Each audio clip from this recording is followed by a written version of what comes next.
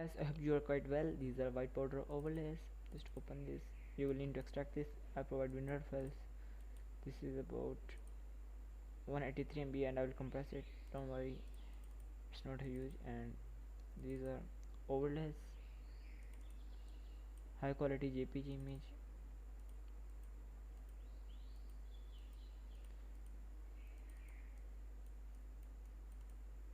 Every image is in good quality, you can see. And these are almost about 105 images, such white powder overlays. You can use them in your project and Adobe Photoshop as overlays. I hope this data is quite useful for you. You can download this from the link in the description. Just click on the link and you will get to this BulkGFX and this, and you can download it from here.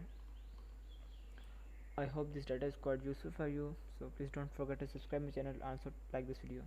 Take care.